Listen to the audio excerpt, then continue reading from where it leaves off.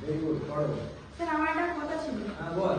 আমি যে ব্যায়াম করতেছি আমার হাইট শর্ট হয়ে যাবে না? মানে মেইনলি কি বলতে চাইছিস, তোর হাইটটা চেপে যাবে না তো? হ্যাঁ। দেখ, সাইন্টিফিক্যালি এটা কখনোই পসিবল নয়। তুই যে তোর যে একটা হাইট আছে অলরেডি, সেটা কোনোদিন ব্যায়ামের দ্বারা চেপে যাওয়া সম্ভবই নয়। আর দ্বিতীয়ত তোর মনের মধ্যে যদি এটা থাকে যে আমার যে আরো হাইটের গ্রোথ হওয়া উচিত, সেটা আটকে যাবে কিনা, সেটাও অনেকের মনে প্রশ্ন থাকে, তাই তো? তোর বাবা বা তোর ঠাকুরদা যদি হাইট শর্ট অলরেডি হয়ে থাকে, তাহলে তোর কিন্তু হওয়ার চান্সেসটা অনেকটা কমে যায়। কিন্তু এমন না যে এটা পসিবল নয়, কিন্তু বেসিক্যালি আমাদের বাবা মা জেনেটিকের উপরই সেটা নির্ভর করে।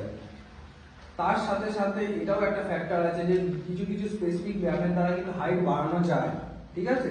তার সাথে সাথে ভালো খাবার দাবারও খেতে হবে। আর তুই যদি একবার হাইট বাড়িয়ে ফেলিস, তাহলে তোর আগামী জেনারেশনের জন্য সেটা খুবই ভালো, যে তাদেরও হাইট বাড়ার চান্সেসটা আরও বেড়ে যায়, ঠিক আছে?